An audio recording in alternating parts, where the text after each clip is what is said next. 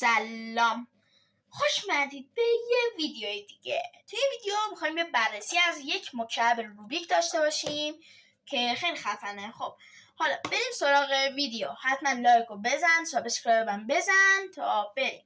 آقا بخوام از این روبیک بهتون بگم، خیلی روبیک نرم و خوبیه.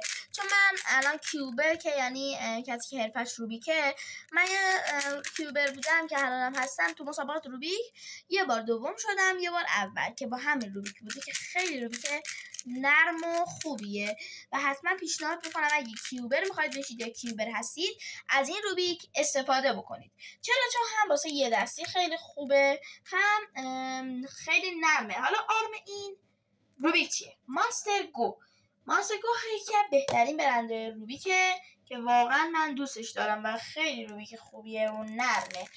و بعد مگنتی هم هستش. مگنتی یعنی چی؟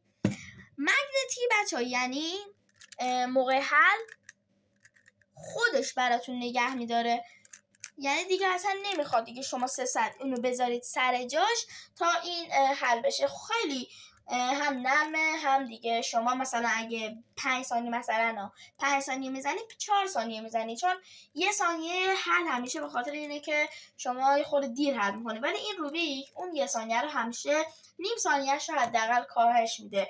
خیلی روبیک خوبیه، پیشنهاد میکنم. بازم میگم اگه میخواید کیوبر شید یا کیوبر هستید حتما از این روبیک استفاده کنید. حتما هم میخوام آخر ویدیو براتون یه حل بدم تا ببینید چه جوریه. تا آخر ویدیو همراه من باشید. آقا با ادامه ویدیو برگشتیم. این تایمری هستش که من خریدم، آرم شنگشو و یه چینی اگه اشتباه نکنم یا ژاپنیه.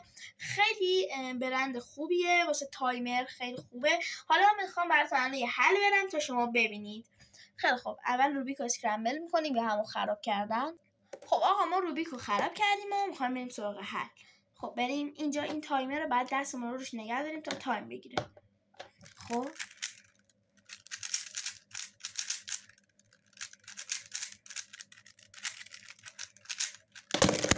بله، همونطور که می‌بینید الان روبیک حل شدش.